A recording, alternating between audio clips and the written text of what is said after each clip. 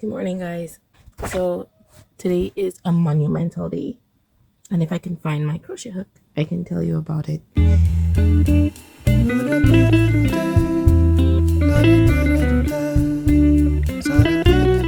So, as you can see, piled around me is my mood blanket, and I am very close to finishing it. And this is actually really awesome because not only because I could finally use my friggin' blanket, but it also means that a huge era in my life is done.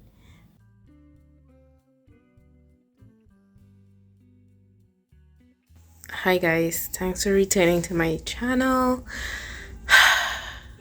I am really struggling with keeping up with videos right now, but I'm trying to keep pushing myself doing it because it is something I really want to do, something that can help me keeps my mind off of things.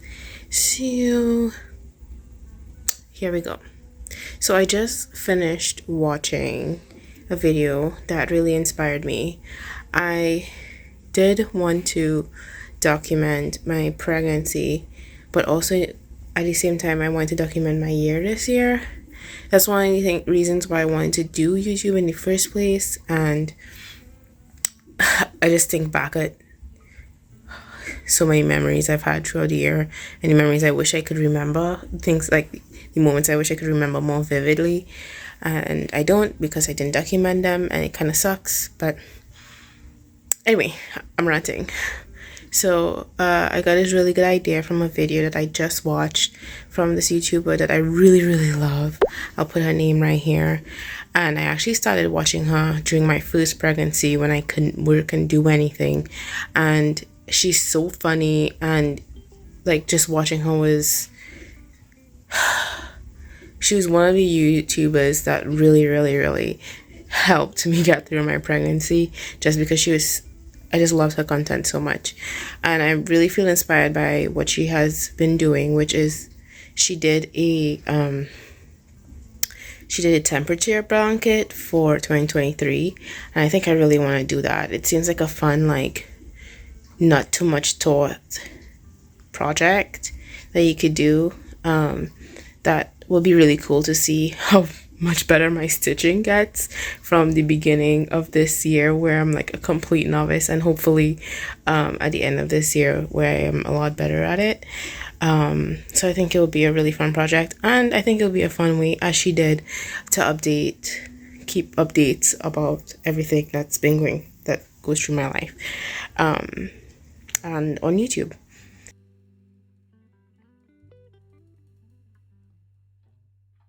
Okay, so I'm really liking this basket weave pattern so far. So I started off with the yellow because that's my first color, and I was like waiting to see when it will complete the basket weave, and I realized that it takes like 3 rows before it completes it, and I don't really care for how thick the yellow is becoming. I like the thinner strips of color in between each other. But I was wondering like if it would ruin the illusion of the basket weave, and I don't think so. I mean, there's this extra bit, but I think I could live with that with the color transitioning. So what I'm going to do is every row I am going to do my new color, because while this blanket is really long, it's probably going to be fit for a king size bed. I don't want it to be too big in width. I want it to just fit the bed. So I don't know how much rows that's gonna take, to be honest, because it's the first time I'm ever making a blanket, and it's the first time I'm ever using this basket weave stitch. But I want to give myself space. I'm reconsidering whether I'm going to go to the rest of the year, or if I'm just going to go up till my son's birth with this blanket, because I technically started like the day before viability. So I think it would be cool to have like what my emotions were during that period of time, but it depends on how long the blanket gets. So we'll see. But so far I think I really like it. It looks really good, and I'm very excited about what it will continue to grow into. So yes, so this is a double trouble. I'll put the name there. Stitch, and that's pretty much each row, what each row requires me to do. And I'd also put a link down below for the video that I used to teach this basket weave, because I don't think I'm at any point to teach different stitches, but if you're interested in learning it, I'm gonna put that YouTuber's link down in the description for you to find. So I kind of messed up here, and I ended up doing 4 across, like 8 across instead of 4 across, but that's okay. It still does the thing and just have this patch of 8 going up instead of 4, but that's fine. I am about to start my next color, which is this color, and let's go. I started this mood blanket to commemorate the pregnancy and then birth of my son, and he's my little rainbow baby. And so pregnancy after birth, after loss, is really intense and could be extremely challenging. I also started this when I started crocheting this year, so in January, which is also another big deal. So it also commemorates my time crocheting, which is kind of awesome, right?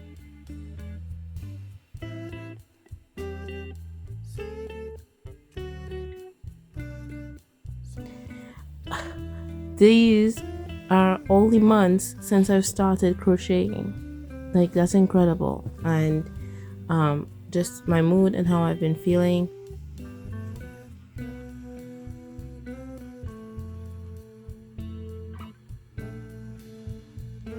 And it's been really awesome to be able to look back and see that it hasn't been all bad. It's really easy to look back and just go, wow, and think, oh wow, I've had a shitty year so far. You know, it's so easy to just only remember the bad, because the bad could feel so overwhelming and so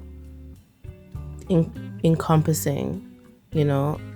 And I could literally look back at this blanket and go, oh wow, actually a lot of those days were really happy days. Very little were actually really shitty days, and a lot of them were just days of contemplation.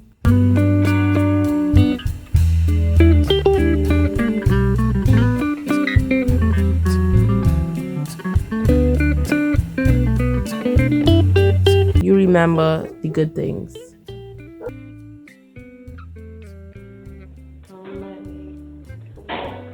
Listening to my audiobook.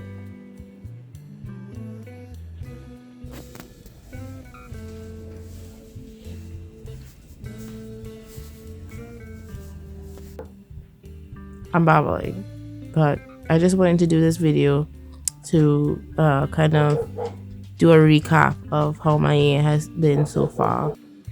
So I got starry, and I got a wrap, a chicken wrap with feta cheese and mayo and stuff, and hummus.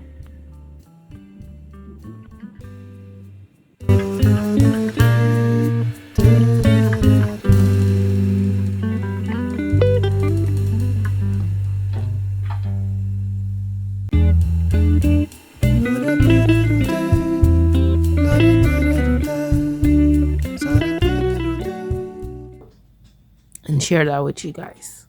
So without further ado, I hope you enjoy.